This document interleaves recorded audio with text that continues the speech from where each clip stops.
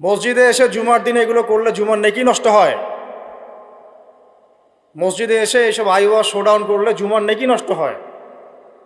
এই জেনারেশনকে কে বুঝাবে যে মোবাইল থেকে দূরে থাকতে হবে? বিনা প্রয়োজনে ফোন ইউজ করবা না, বিনা প্রয়োজনে ফোনে হাতও দিবা না। একটা ছবি তুললে কি হয়? হাজারে আসওয়াদ, গুনাহ মাফ হয়। একটা ছবি তুললে কি গুনাহ মাফ হয়? কোনো নেকি হয়? এটা কি পরকালে সুপারিশ করবে? এই মোবাইলের আসক্তির কারণে এই যুব সমাজের চিন্তার ক্ষমতা নষ্ট হয়ে গেছে। বিশ্বাস করেন আমার কথা? আমার কথা বিশ্বাস করেন। এই মোবাইল আসক্তির কারণে এই যুব সমাজ আর চিন্তাই করতে পারে না।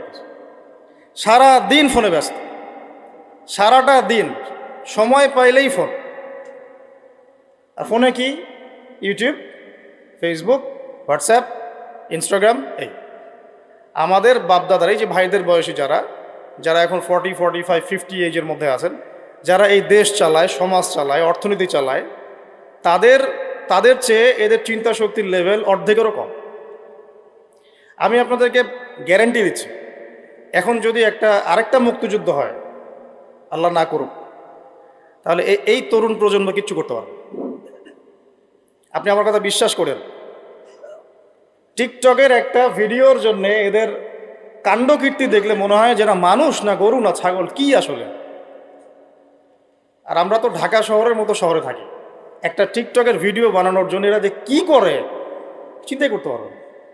কাপড় খুলে ল্যাংটা হয়ে নাচে একটা টিকটকের ভিডিও করার জন্য।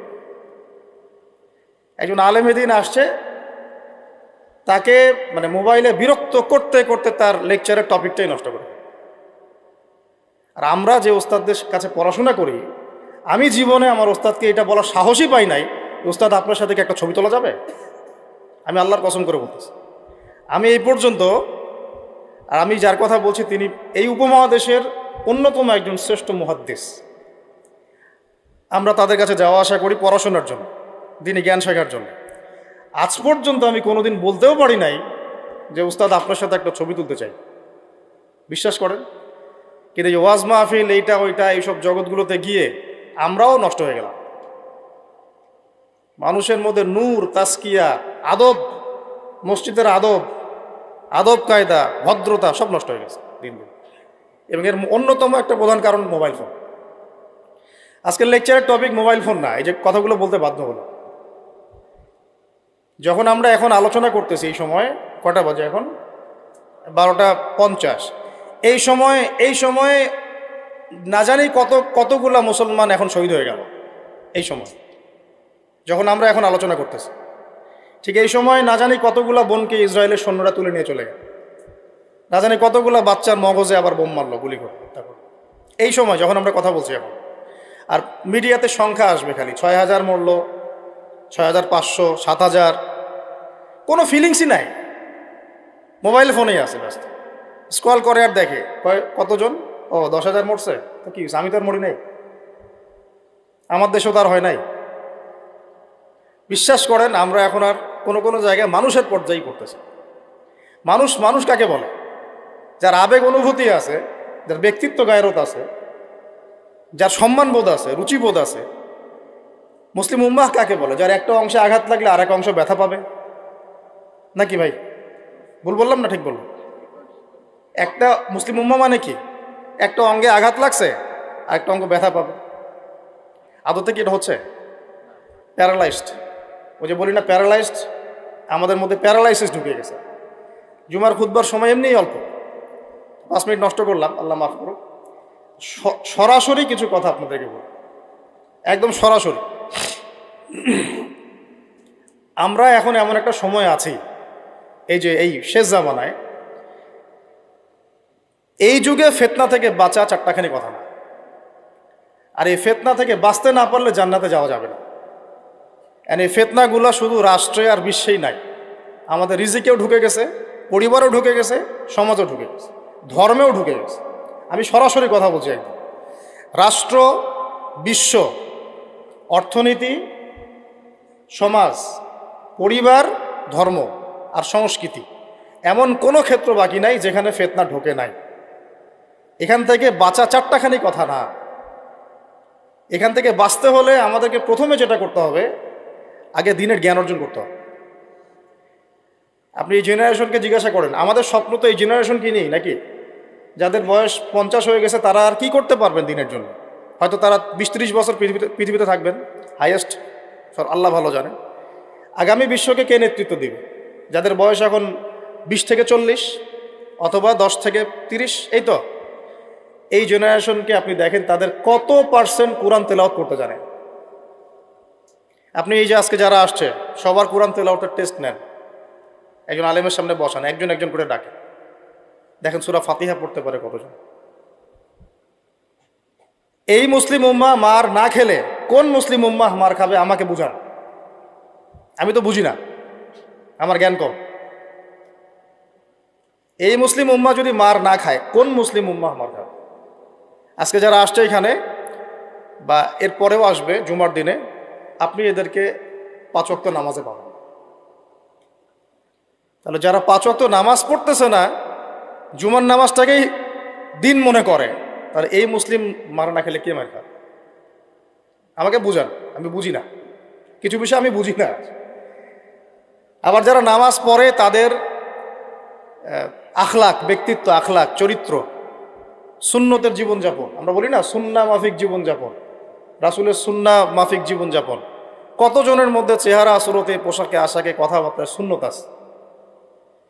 তো যে জাতি তার নবীর সুন্নত ভুলে যায়, সে জাতি কিভাবে বিশ্ব শাসন করবে আর কেন সে মায়ের খাবে না? আমাকে বোঝান সম্ভব? তাহলে প্রথম নসিহতটা ভাই, পড়াশোনা করতে হবে। আর পড়াশোনা শুরু হবে কোন কিতাব থেকে? তাড়াতাড়ি কোরআন পড়া শুরু করেন, হাতে সময় কম, তাড়াতাড়ি শুরু করেন। প্রত্যেকটা জেলায় জেলায়, গ্রামে গ্রামে, ইউনিয়নে প্রত্যেকটা জায়গায় মসজিদ, মাদ্রাসা, মক্তব প্রতিষ্ঠা করে। আছে, নাই তা না, অবশ্যই আছে, এটা আমাদের সৌভাগ্য। প্রত্যেক জেলায় মাদ্রাসা আছে, প্রত্যেক জেলায় মাদ্রাসা আছে, মহিলা মাদ্রাসা আছে, মক্তব আছে, আরও অনেক কিছু আছে, দারুল ইলমগুলো আছে। কিন্তু আমরা আমাদের সন্তানদেরকে পাঠাচ্ছি কি না? আমরা আমাদের বাচ্চা কাচ্চাদেরকে পাঠাচ্ছি কি না? আমাদের যুবকরা সেখানে আসে কি না? আপনারা তো ফ্যান্টাসিতে অনলাইনে দিন শিখতে চান। 3টা মাস কোনো আলেমের কাছে বসে কি ক্লাস করেছেন? কখন একটা কিতাব কি পড়েছেন?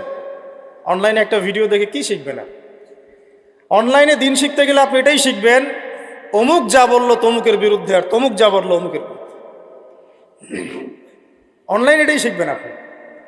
আর এটার পিছনে এক শ্রেণীর ইউটিউবার, ফেসবুকারও দায়ী। শুধু সে ব্যক্তি দায়ী তা না, এরাও, মিডিয়াও দায়ী আছে। অমুক যা বললো তমুকের বিরুদ্ধে, আর তমুক যা বললো অমুকের বিরুদ্ধে। মানুষ মজা পায়, ওর কন্টেন্টের ভিউ বেশি হয়, কামাই বেশি, দিনের তো ক্ষতি হয়ে গেল। আম জনগণের মধ্যে ইসলাম সম্পর্কে বিরূপ ধারণা সৃষ্টি হল। আসল লক্ষ্যটা কি জানেন? ওই যেখানে আমাদের ভাইরা এখন মার খাচ্ছে না, ওই ফিলিস্তিন, ওই জেরুজালেম হচ্ছে আমাদের আসল লক্ষ্য। ওইটাই পৃথিবীর এমন একটা জায়গা যেখান থেকে সভ্যতা শুরু হয়েছে পৃথিবীতে। মক্কা থেকে শুরু হয় নাই, ওই ফিলিস্তিন থেকে পুরো বিশ্বে সভ্যতা শুরু হয়েছে। আজকে থেকে এটা 10,000 বছর আগের কথা, ওখান থেকেই শুরু হয়েছে। আর ওখানেই পৃথিবীর শেষ হবে। ওইখানেই যতক্ষণ পর্যন্ত ঈসা আলাইহিস সালাম না আসছেন এবং ইসলামী খেলাফত আবার কায়েম না করছেন, কিয়ামত হবে না। এই যে আসল জায়গাটা থেকে আমাদেরকে সরাই দেওয়া হয়েছে না? কয়জন ভাবে এটা নিয়ে? কয়জন জানে বা এটা নিয়ে? জানেই বা কয়জন? কিছু মানুষ আছে সারা জীবন হাত বাঁধা নিয়ে আপনাকে ব্যস্ত করে রাখলো। বাঁধবেন কোথায়?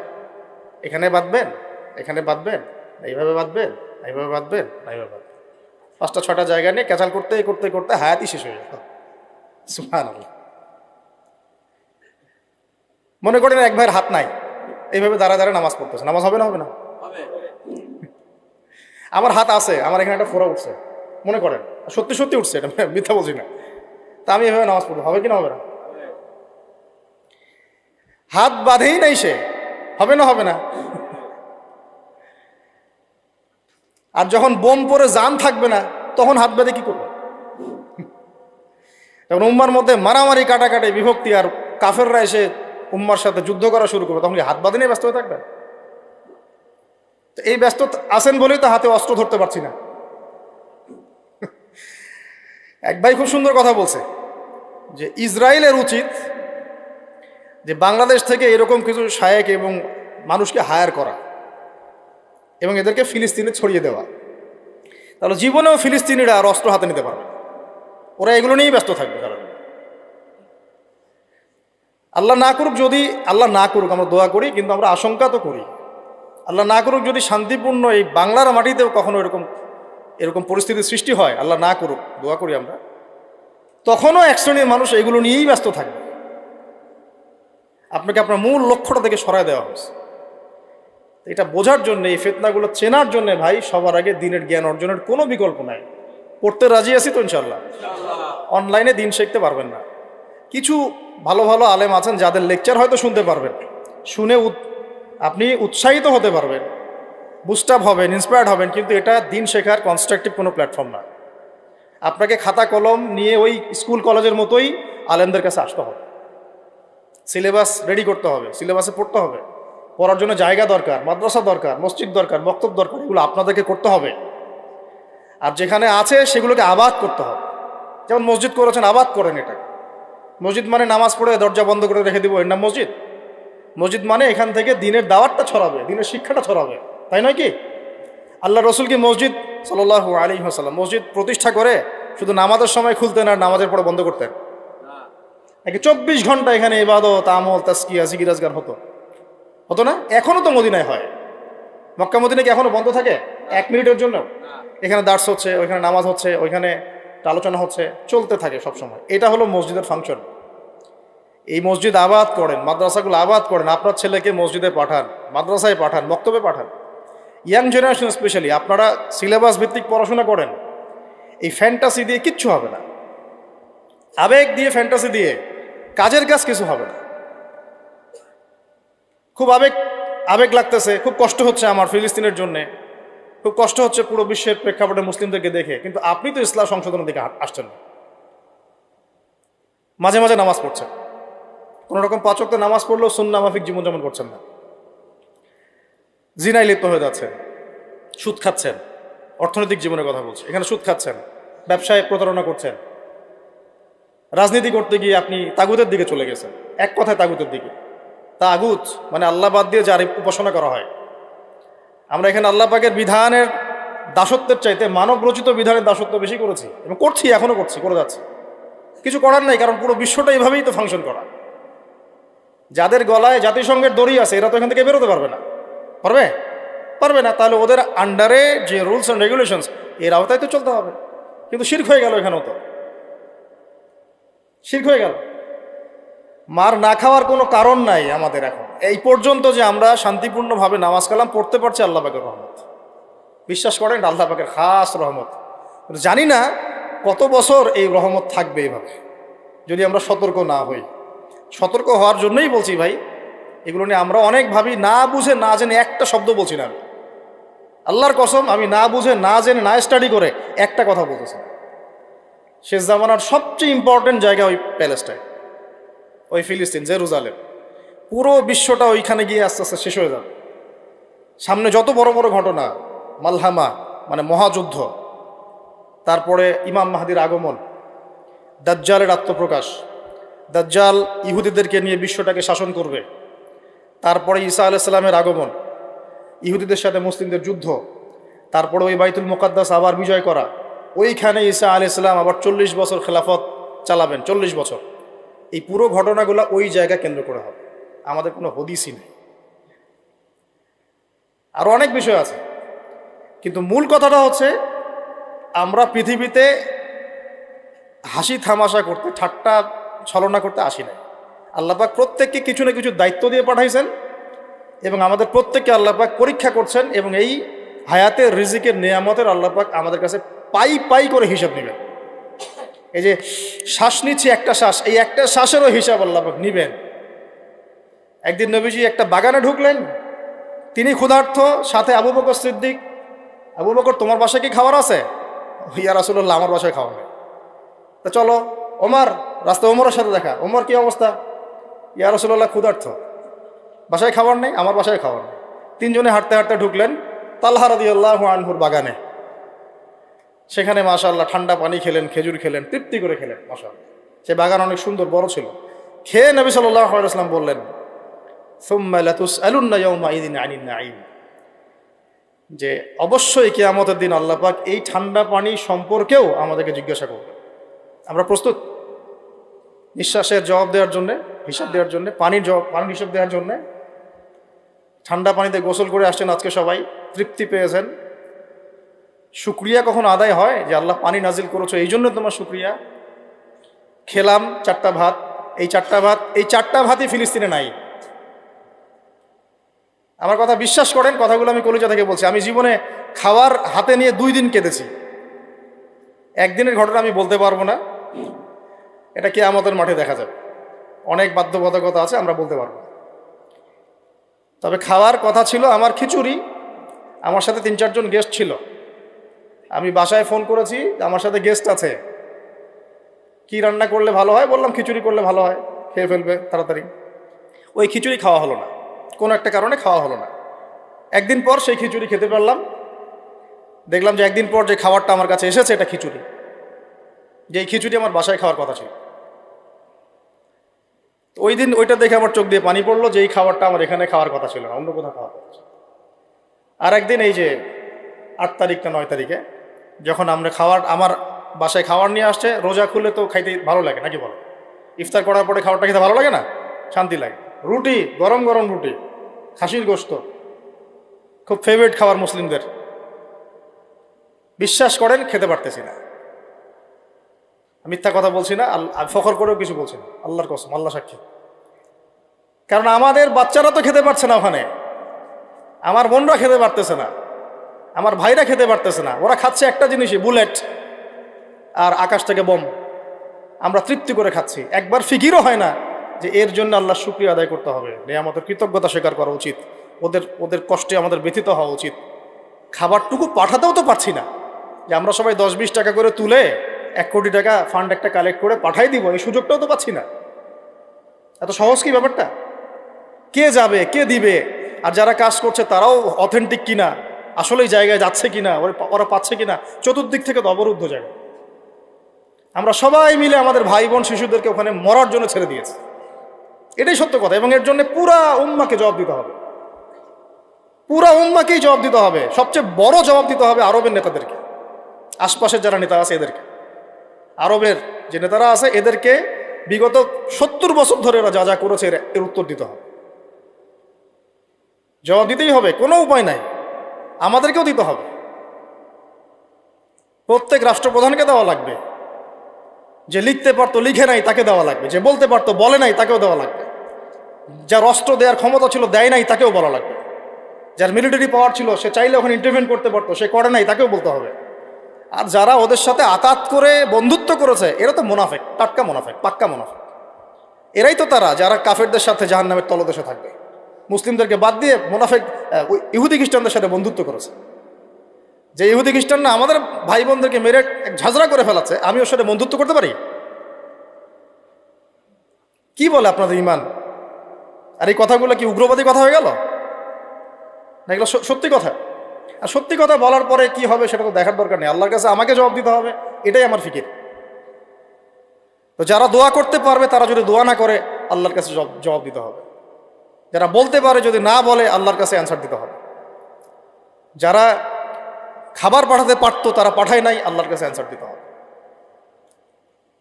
একটু ভেবে দেখেন না, আপনার যদি একটা বাচ্চা কখনো এমনি মারা যায় তাহলে আপনার কেমন লাগবে? আল্লাহ না করুক। একটা বাবার জন্য সবচেয়ে কষ্টের কোন সময়টা বলেন তো?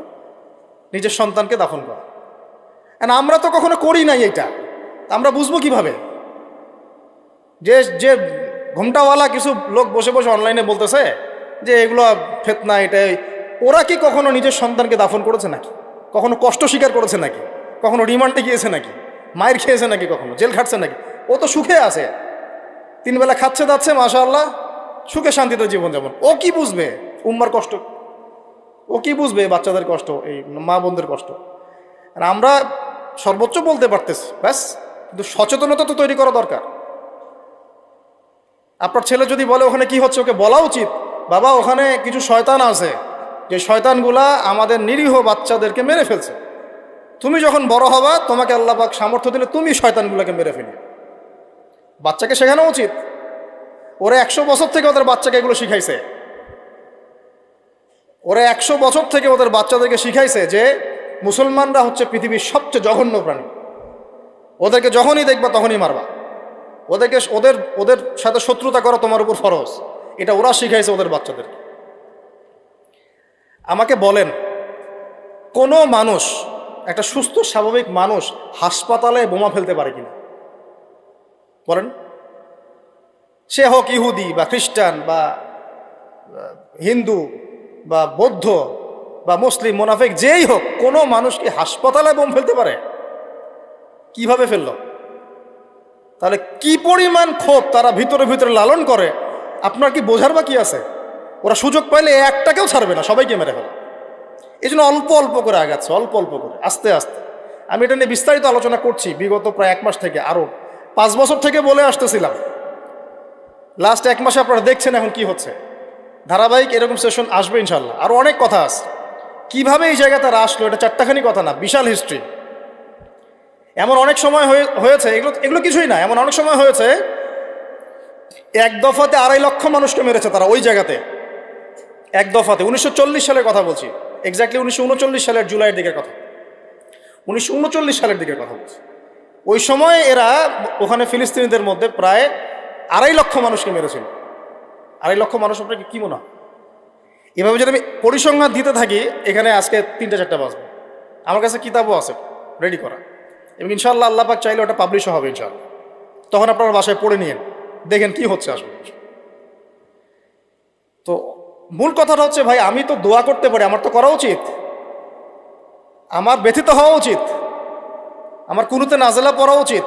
যদি আমার আরো বড় সামর্থ্য থাকতো, অ্যাটলিস্ট ওখানে ত্রাণ পৌঁছানো উচিত ছিল, বা আরো যদি বড় ক্ষমতা আল্লাহ পাক আমাকে দিতেন, তাহলে ওদের মুখের সামনে বলা উচিত ছিল এটা অন্যায়, জুলুম, এর প্রতিবাদে আমরা জাতিগতভাবে পাশে আছি ফিলিস্তিনিদের।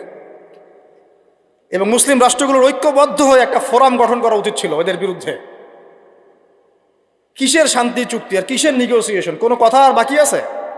এদের সাথে একটা ভাষাই বাকি আছে এখন, অস্ত্রের ভাষা, যুদ্ধের ভাষা। একটা ভাষাতেই কথা বলা বাকি আছে, আর কোনো ভাষাই নেই এদের সাথে কথা বলা। তুমি হাসপাতালে বোম ফেলে 600টা মুসলিম বাচ্চাকে হত্যা করে ফেলছো, তোমার সাথে কিসের কথা? একটা কথাই হতে পারে, সেটা হলো যুদ্ধের ভাষা, অথবা এই পুরো ভূমি থেকে তোমরা চলে যাবা পশ্চিমে, পুরা ফিলিস্তিন ছেড়ে দিবা। এটাই ছিল আমাদের ভাষা। কিন্তু বিগত 75 বছর ধরে আমরা এগুলো করতে পারি না। 1-2টা বছর না রে ভাই, 75 বছর ধরে আমরা এগুলো করতে পারি না। তো আমি এখানে গলা ফাটাই, আমার আবেগ ঝেড়েও কি লাভ হবে তাও জানি না। অ্যাটলিস্ট আমরা আমাদের জবাবটা তো আল্লাহর কাছে দেওয়া লাগবে। আল্লাহ পাক আপনার অপারগতাও জানেন, আপনার সামর্থ্য সীমাও জানেন। আল্লাহ পাক দেখবেন এর মধ্যে থেকে আপনি কি করেছেন, দেখবেন কি না? তো এখন ভাই আমাদের কি এইসব মোবাইল, সেলফি, হাবি জাবি এগুলোই জীবন? না আমাদেরকে চিন্তা করতে হবে একটু? চিন্তা করতে গেলে প্রথম সলিউশন পড়াশোনা করতে হবে, কোরআন পড়তে হবে। যে যাই বলুক কোরআন পড়লেই হয়ে যাবে, সেই হয়ে যাবে, সব কথা বাদ দেন, আপনি কোরআন পড়েন। যে যাই বলুক না কেন, কোরআন পড়তেই হবে আপনাকে, এর অনুবাদ আপনাকে পড়তেই হবে, তাফসির আপনাকে ঘাটতেই হবে, পাশাপাশি নবীর হাদিসগুলো আপনাকে পড়তে হবে। তো এই কোনো না কোনো আলেমের সোহবতে থাকতে হবে। উদ্বাস্তুর মতো জীবনযাপন করবেন না এই 10-20 জন সার্কেল নিয়ে। ওলামায়ে কেরামদের মধ্যে যারা হক্কানি ওলামায়ে কেরাম, তাদের কাছে এসে পরামর্শ করে চলাফেরা করবেন, যাতে আপনি বিভ্রান্তির শিকার না হন, পরামর্শ করতে পারেন। বাংলাদেশে কি আলেম ওলামার অভাব আছে?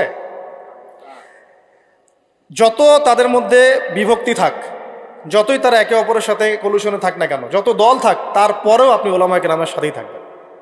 তারপরেও তাদের জবাব তারা দিবে, বাট আপনি আপনার জায়গার দায়িত্বটা পালন করবেন। এবং হকপন্থী চিনে নেবেন। হকপন্থী আর মুনাফেক চেনার সবচেয়ে উপযুক্ত সময় কোনটা সেটাও বলে দিই। হকপন্থী ওলামায়ে কেরাম আর মুনাফেক যারা মুসলিম উম্মার ভিতরে কাজ করছে আমাদের মতো লেবাস পোশাকে, এটা চেনার, ফাইন্ড আউট করার সবচেয়ে শ্রেষ্ঠ সময় হচ্ছে উম্মার এই সংকটপূর্ণ সময়গুলো। উম্মার উপর যখন কোনো বিপদ আপদ, বালা মুসিবত, সংকট আসবে, আপনি এমনি বুঝতে পারবেন কারা মুনাফেক, কারা হকের উপর আছে, যদি আপনার বিবেক থেকে থাকে, আপনার বুঝ থেকে থাকে। এরপরেও যদি না চিনতে পারেন, আপনি দাজ্জাল, অন্ধ, আপনি দাজ্জালের মতো এক চোখ অন্ধ। এই মাজলুমদের বিপক্ষেও বহু আলেম কথা বলে নাই, বাংলাদেশে বলে নাই। তা আপনাকে আমি আর কিভাবে চিনাবো, কিভাবে চোখে আঙ্গুল দিয়ে চিনাবো যে আসলে কারা হকপন্থী, কারা বাতিলপন্থী? এইটুকু তো আপনার দায়িত্ব চেনার। কিভাবে এভাবে তাদের সাথে আপনি নিজের জীবনটা নষ্ট করে ফেলতেছেন? সুবহানাল্লাহ। আল্লাহ পাক আপনাদেরকে হেফাজত করুন, সঠিক পথে রাখুন, ওলামায়ে কেরামের সোহবতে থাকবেন, হকপন্থী ওলামায়ে কেরাম। আর ভাই, প্রতিদিন যে সুন্নাহগুলো আছে এগুলো আমল করেন, নিজের উপর একটা সংশোধন নিয়ে আসে। আল্লাহ পাক ততক্ষণ পর্যন্ত আমাদেরকে বিজয় দিবেন না যতক্ষণ না আমরা পরিপূর্ণ ইসলামে প্রবেশ করতেছি। আর পরিপূর্ণ ইসলাম মানে কি শুধু জুমার নামাজ পড়া, শুধু ঈদের নামাজ পড়া? আমাকে বলেন, আপনারা তো জানেন সব কিছু। পরিপূর্ণ ইসলাম মানে কি? 5 ওয়াক্ত নামাজ তো আপনাকে পড়তে হবে। আল্লাহ যদি তৌফিক দেন, সামর্থ্য দেন, তাহাজ্জুদও পড়তে হবে, চেষ্টা করতে হবে, নফল আমল বাড়াই দিতে হবে, জিকির আজগার তেলাওয়াত তাসবিহ তাহলিল বাড়াই দিতে হবে, আল্লাহর কাছে কান্নাকাটি বাড়াইতে হবে, ফিতনা থেকে দূরে আসার চেষ্টা করতে হবে, এই জগতের মোহ ছাড়তে হবে। যতটুকুতে আমার জীবন চলে যায় বাস এতটুকুতেই। আমি এইভাবেও বলতেছি আপনাদেরকে এখন সরাসরি, নিজেদের আপনজনদের মধ্যে, পরিবারের মধ্যে, বংশের মধ্যে কেউ যদি আপনাকে দিনের পথে চলতে বাধা প্রদান করে, ফিতনা সৃষ্টি করে, আপনি তার থেকেও নিজেকে সরা রাখবেন। কারণ দিন আপনার, জীবন আপনার, মানে দিন আমার, জীবন আমার, ইহকাল আমার, পরকাল আমার, জবাব আমার। আমার অন্য কারো দ্বারা প্রভাবিত হয়ে দিন নষ্ট করা যাবে না। যাবে? অনেক সময় হয় না, আমাদের বংশে, পরিবারে, কাছের অনেক মানুষ আপনাকে দিনের পথে চলার ক্ষেত্রে প্রতিবন্ধকতা সৃষ্টি করতেছে। আমি বলতেছি না ওদের সাথে আপনি সম্পর্ক নষ্ট করে দেন, কাট অফ হয়ে যান, এটা বলতেছি না। বলতেছি আপনি ইসলামিক দূরত্ব মেনটেন করেন, আপনি নিজেকে নিয়ে থাকেন, আপনি আল্লাহকে নিয়ে থাকেন। এক আল্লাহই আপনার জন্য যথেষ্ট, ইনশাআল্লাহ কাউকে লাগবে না। ইনশাআল্লাহ কেউ যদি না থাকে, এক আল্লাহই আপনার আমার জন্য যথেষ্ট। এটা কি বিশ্বাস করেন কিনা? এই আল্লাহ পাকই আমাদেরকে বাঁচিয়ে রাখছেন, আল্লাহ পাকের হাতেই আমাদের জীবন, আল্লাহ পাকই আমাদেরকে খাওয়ান। আল্লাহ থাকলে কিচ্ছু লাগে না। আর যারা আল্লাহ নাই, সারা দুনিয়া মিলেও তাকে সুখ দিতে পারবে না, তার কিছুই করতে পারবে না। এখন আসলে আমাদের সাথে আল্লাহ আছে কি না একটু নিজেরাই বুঝতে পারবো। আসলে আল্লাহ পাকের সাথে আমার সম্পর্ক কেমন? আল্লাহ বলে ডাকলে বা আল্লাহর কাছে দোয়া করলে কি আমার ভিতরে কোনো অনুভূতি আসে কি না? রাসূল সাল্লাল্লাহু আলাইহি ওয়াসাল্লামের নাম আসলে আমার ভিতরে কোনো অনুভূতি আসে কি না? বুঝবেন ইনশাআল্লাহ, এটা আপনার আস্তে আস্তে বুঝে যাবেন। তাহলে নিজের তাজকিয়ার দিকে ফোকাস করেন, এবং তাজকিয়া অর্জন করার জন্য অবশ্যই সোহবত লাগে। যারা আত্মশুদ্ধিতে পরিপূর্ণ মানুষ, এই মানুষগুলোর সাথে পরামর্শ করে চলবেন। আর নিজের দিন পালন করেন, দিনটাকে আর বিভক্ত হতে দিবেন না। যারাই বিভক্তির দিকে নিয়ে যায় এদেরকে বয়কট করবেন, মিশবেনই না এদের সাথে। বরং আমি বলছি, বাংলাদেশে এমনিই তো শত শত দল হয়ে গেছে। এখন আপনি নিউট্রাল থাকবেন, নিজেকে বায়াসড করবেন না, নিউট্রাল থাকবেন। নিউট্রাল মানে নিরপেক্ষ। নিরপেক্ষ থেকে আপনি দেখবেন যে আসলে কার মধ্যে হকটা বেশি আছে। এরপর আপনার বুঝ অনুযায়ী কোরআন সুন্নাহর সাথে মিলিয়ে ওলামায়ে কেরামের পরামর্শে যেদিকে তারা আপনাকে হেদায়েতের পথে নিয়ে যাবেন সেই পথে আপনি চলেন, ইনশাআল্লাহ আপনি ঠিক পথে থাকবেন। এই জন্য আমি একা একা থাকতে নিষেধ করি। ওলামায়ে কেরামদের সাথে পরামর্শ করে চলবেন এবং ঐক্যবদ্ধ জীবনযাপন করবেন। আর কিছু ভাইয়ের মধ্যে যদি খারাপ কিছু থাকে, তাদেরকে একদম আন্ডার এস্টিমেট করে ধুয়ে রেখে দেওয়ার দরকার নেই। কারণ যার মধ্যে খারাপ কিছু আছে ওর মধ্যে ভালোও কিছু আছে। খোলা মনে ভালোগুলো নিয়ে নেবেন, খারাপগুলো আপনি ছেড়ে দিবেন। এখন বলতে পারে, আপনি কিভাবে বুঝবেন ভালো কোনটা খারাপ কোনটা? নিজে পড়বেন, নিজে জ্ঞান অর্জন করবেন, আল্লাহ পাক বিবেক দিয়েছেন, বোঝার চেষ্টা করবেন এবং আলেমদের সাথে পরামর্শ করবেন। ব্যাস, আল্লাহ পাক এরপরে আপনাকে যে পথে নিয়ে যাবেন ইনশাআল্লাহ সেই পথে আপনি চলুন, উম্মার বিভক্তি বাড়াবেন। এরপরে যখন অর্থনীতির মধ্যে ঢুকবেন, ব্যবসা বাণিজ্য, রিজিক, চাকরি বাকরি, জান চলে গেলেও হারাম খাবেন না। আল্লাহ পাক তৌফিক দান করে, আপনাকে তৌফিক দেখ, আমাকেও তৌফিক দান। কারণ আমরা সবাই হারাম খাচ্ছি, আমি নিজেও ফিল করি। হারাম না খেলে আমাদের দোয়া কবুল হইতো। দোয়া যে কবুল হচ্ছে না বোঝেন না। কাবা ঘরে দোয়া হচ্ছে বিগত প্রায় 40-50 বছর থেকে, আল্লাহ ফিলিস্তিনকে মুক্ত করে দাও, মুসলিম ভাইদেরকে সাহায্য করো, নুসরা নাজিল করো। আপনি দোয়ার কি বরকত দেখতে পারতেছেন? দোয়ার কি ইম্প্যাক্ট পড়তেছে? রিজিক হারাম, রিজিক অনেক সময় হারাম হয়ে যাচ্ছে আমাদের। এমনকি হজের মতো মৌসুমে, উমরার মতো মৌসুমে আমরা যে গোশতগুলো খাচ্ছি বাইরে, এগুলো যে কতটুকু আল্লাহর নামে জবাই করছে আল্লাহ ভালো জানে। ভাবতে হবে তো, এগুলা পারতেছি না। আমি সত্যি বলতেছি যে আমরা হালাল খাইতেও পারতেছি না মনে হয়। চেষ্টা করতে হবে 100% হালালের উপর থাকার জন্য। যদি আল্লাহর নামে জবাই না করা হয় সেটা কি হালাল হবে? যদি আমার টাকার মধ্যে সুদ থাকে হালাল হবে? যদি আমার টাকার মধ্যে ঘুষ থাকে হালাল হবে? বাংলাদেশের লক্ষ লক্ষ মানুষ নামাজ পড়ে মসজিদে ঘুষখোর, বাংলাদেশের লক্ষ লক্ষ না কোটি কোটি মানুষ মসজিদে নামাজ পড়ে, মুসল্লি সুদখোর। অনেক মসজিদ কমিটি আছে সুদখোর। ভাই আমার কথা বলতে কোনো ভয়ে কাজ করে না, আর আমি কারো পরোয়া করি না, সত্য কথা বলতে এক আল্লাহ ছাড়া। বাংলাদেশে লক্ষ লক্ষ মানুষ আছে মসজিদে নামাজ পড়ে, সুদখোর, ঘুষখোর, দুর্নীতিবাজ, করাপ্টেড। আমাদের কথা বলছি, দাড়ি টুপিওয়ালা মানুষ, আমরা বহু দাড়ি টুপিওয়ালা মানুষ আছি সমাজে, চলাফেরা করি, আমাদের রিজিক ঠিক নেই, হারাম খাচ্ছি। দোয়া কবুল হবে? আল্লাহ পাক আমাদেরকে হারাম থেকে বাঁচান, হারাম থেকে বাঁচান। এরপর পরিবার যখন গঠন করতে যাবেন, ভুল করে পরিবারে অনইসলামিক কোনো মতাদর্শকে স্থান দিবেন না। পরিবারে বউ বাচ্চা যেন পর্দা করে, খেয়াল রাখতে হবে। বিয়ে শাদী করার সময় খেয়াল রাখতে হবে কোন মেয়েটাকে বিয়ে করছে। একটা মেয়ের বাহ্যিক সৌন্দর্য সব কিছু না, 3 মাস 4 মাস খুব মজা লাগবে, তারপর দেখবেন যখন আসল লাইফে আমরা ঢুকে যাই তখন দেখবেন দায়িত্ববোধটাই সবচেয়ে বড় কথা হয়ে দাঁড়ায়। এই রওনাক চলে যাবে, দিনদারিতা না থাকলে এই রওনাক চলে যাবে।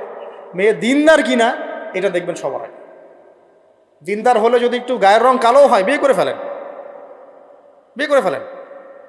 বিয়ে তো কঠিন করে ফেলছে সমাজ, জেনা সহজ হয়ে গেছে। মোস্তফা কামাল আতাতুর্ক যখন ক্ষমতায় আসছিল না, আমি সংবিধান চেক করলাম আজকে পড়তে পড়তে এক জায়গায়, ওই সময়কার সংবিধান তুরস্কের। মোস্তফা কামাল আতাতুর্ক যখন 1918 সালের পরে ক্ষমতায় আসছে, ওকে তো ক্ষমতায় বসাইছে ব্রিটেন। এ তো জানেন হিস্ট্রিটা, আপনারা অনেকে জানেন যারা পড়াশোনা করেন। ওর সংবিধানে লিখেছে যে একাধিক বিয়ে করা হারাম, আর অমুসলিম নারীকে বিয়ে করাও বৈধ। সব উল্টাই দিছে। আমাদের সমাজে এখন ওইরকম চিত্র দেখা যাচ্ছে যে আপনি 17 বছরে বিয়ে করতে পারবেন না, কিন্তু 17 বছরে আপনি জেনা করছেন।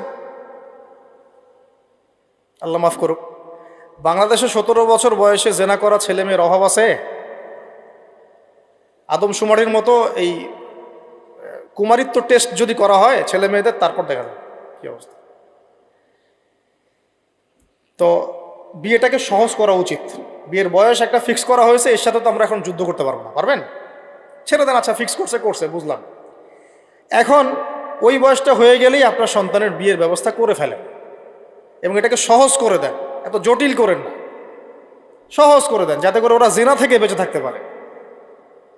ভাই বিশ্বাস করেন, বহু দাড়ি টুপিওয়ালা মানুষ, এলেমওয়ালা মানুষ এইসব মিম্বরে দাঁড়ায় হক কথা বলতে পারে না জেনার কারণে। জেনার কারণে এই যে আমরা চলাফেরা করতেছি না, চোখের জেনা তো হচ্ছে অ্যাভেলেবেল। অনেক সময় মনেরও জেনা হয়ে যাচ্ছে, মনে খারাপ চিন্তা চলে আসতে পারে না, দেখবেন মনের নূরটা নষ্ট হয়ে যায়। তখন আপনার ইমানের ওই তেজটা কাজ করে না। ভালো করে খেয়াল করে দেখবেন, যখন মনের মধ্যে এই নূরটা নষ্ট হয়ে যায়, কিছু একটা নগ্ন মেয়েকে দেখে ফেলছেন বা একটা মেয়েকে দেখে আপনার অ্যাট্রাকশন তৈরি হয়ে গেছে, হতে পারে, কিন্তু হতে পারে, আমরা তো ফেরেশতা না, হতেই পারে। তখন দেখবেন মনের মধ্যে নূরটা নষ্ট হয়ে যায়। ওই সময় আপনি কিন্তু এই ইমানের এই জজবাটা শো করতে পারবেন না। তখন নবী সাল্লাল্লাহু আলাইহি ওয়াসাল্লাম বলেছেন, তখন যদি বাসায় স্ত্রী থাকে তোমরা স্ত্রীর কাছে চলে যাবা, নিজের প্রয়োজন মিটাই নিবা, তাহলে এই শয়তানি মন থেকে চলে যাবে। এখন তো বিয়ে কঠিন, এটা মিটাবে কীভাবে? অনলাইনে ঢুকলেই দেখবেন আপনি নগ্নতা নগ্নতা নগ্নতা। এই ছেলে পেলে আমাদের সাথে যারা ঢাকায় থাকে এরা যাতে আরও জানে কি আছে ওখানে, কি হয়। ছেলে ছেলে নাই আর মেয়ে মেয়ে নাই, মেয়ে আর মেয়ে নাই, ও নিজে ছেলে। একটা মেয়ের যে চরিত্র খারাপ এটা বোঝার জন্যে এতটুকু যথেষ্ট যে ও মোটর সাইকেলের পিছনে বসছে কিভাবে, এটা দেখবেন।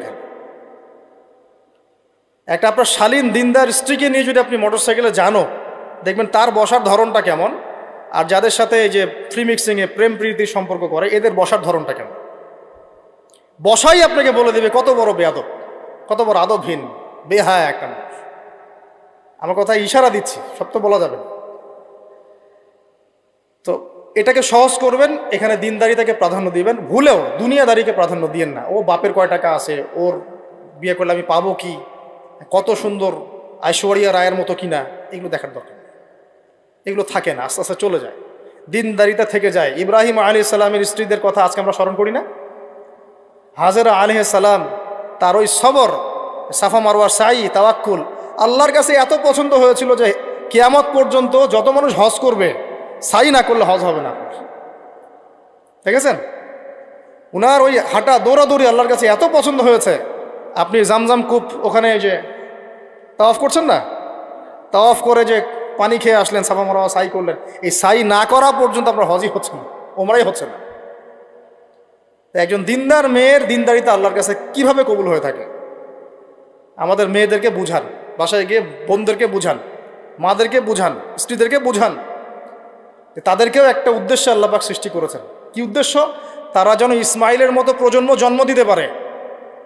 তাদেরকে সিরিয়াল দেখার জন্য পাঠানো হয় না, তাদেরকে এই রং তামাশা করার জন্য আর স্নো পাউডার মেখে বাইরে ঘোরার জন্য পাঠানো হয় না। এবং এটাকে কন্ট্রোল তো আমাদেরকে করতে হবে। এই যে বললাম, কন্ট্রোল করতে গিয়ে যদি দেখেন পারতেছেন না, আপনার দ্বারা হচ্ছে না, তখন কি প্রয়োজনে ডিসকানেক্টেড হয়ে যাবে। প্রয়োজনে ডিসকানেক্টেড হয়ে যাবেন, তাও নিজের দিনকে ক্ষতিগ্রস্ত হতে দিবেন না। কিছু করার নাই তো, চেষ্টার উপর চেষ্টা করে যাচ্ছেন আপনি 10 বছর, 15 বছর, 5 বছর, 7 বছর, কোনো রেজাল্ট পাচ্ছেন না। আপনি কি করবেন? দিন ছেড়ে দেবেন? আপনিও তাদের মতো হয়ে যাবেন? আপনাকে আপনার স্বতন্ত্র জায়গায় থাকতে হবে। আল্লাহ পাক তৌফিক দান করুন। আর ইসলাম সংশোধনের মধ্যে সমাধান আসলে আলহামদুলিল্লাহ। এরপরে বাচ্চা কাচ্চা যেগুলো হবে, এগুলো পয়েন্ট মনে রাখবেন, পড়াশোনা থেকে নিয়ে এই পর্যন্ত বাচ্চা কাচ্চা যেগুলো হবে, এক একটা বাচ্চাকে আগামী দিনের যোদ্ধা হিসেবে গড়ে তুলবে। কি যুদ্ধ করবে তারা? আগে আদর্শিক যুদ্ধ করবে, আদর্শিক যুদ্ধ করবে, যে আমরা ওইসব আদর্শে চলি না, আমাদের নিজস্ব আদর্শ আছে, এটা ইসলাম। আমাদের কিতাব আছে কোরআন, আমাদের সুন্নাহ আছে মুহাম্মদ সাল্লাল্লাহু আলাইহি ওয়াসাল্লামের সুন্নাহ। এরা বৈষয়িক শিক্ষাও শিক্ষিত হবে, ইসলামিক শিক্ষাও শিক্ষিত হবে ইনশাআল্লাহ। এরপরে এদের দ্বারা ইনশাআল্লাহ এমন জেনারেশন আমরা গড়ে তুলব, যে জেনারেশন আগামী দিনে ইসলামের পতাকা বহন করবে ইনশাআল্লাহ। আমরা যেটা পারি নাই, চেষ্টা চালাবো, আমাদের বাচ্চাদেরকে গড়ে তুলবো ইনশাআল্লাহ। পারা যাবে না? আল্লাহ পাক আমাদেরকে এই সব উদ্দেশ্যে দুনিয়াতে পাঠাইছে।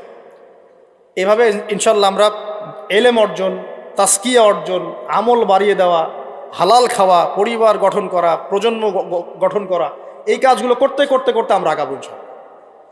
এবং এখন যা চলছে এই ফিতনাগুলো থেকে আমরা নিজেদেরকে দূরে রাখার চেষ্টা করি। আর যেখানে যেখানে যেখানে মুসলিমদের এগেনস্টে এই কাফের, মুশরিক, জালেম, মুনাফিকরা পদক্ষেপ নেবে, আমরা আমাদের সাধ্য মতো এটাকে প্রতিহত করবো। হয় জবান দিয়ে প্রতিহত করব, নাহলে লিখে প্রতিহত করব, নাহলে কোনো সাহায্য করে প্রতিহত করব, নাহলে অ্যাটলিস্ট দোয়া করে প্রতিহত করব। কিছুই নাই, কমপক্ষে কি করবেন? দোয়া করুন। কিছু নাই, কমপক্ষে দোয়া করুন। কিন্তু কোনো অবস্থাতেই আত্মসমর্পণ করবেন না এদের সামনে। ওদের সামনে কোনো অবস্থাতেই জালেমের সামনে হাঁটু গেড়ে দিবেন, বা মাথা উঁচু করে বাঁচবো ইনশাল্লাহ, মাথা উঁচু করে মরবো ইনশাল্লাহ। আল্লাহ পাক আমাদের সবাইকে কথাগুলো বোঝার তৌফিক দান করুন। আমিন। আকুলু কওলি হাযা আস্তাগফিরুল্লাহ লি ওয়া লাকুম ওয়া লিসাইল মুসলিমিন। বারাকাল্লাহু লানা ওয়া লাকুম বিল আয়াতিল হাকীম ইন্নাহু তাআলা জাওয়াদুন কারীমুন রাউফুর রহিম। সুন্নাত পড়বেন, সুন্নাত পড়বেন।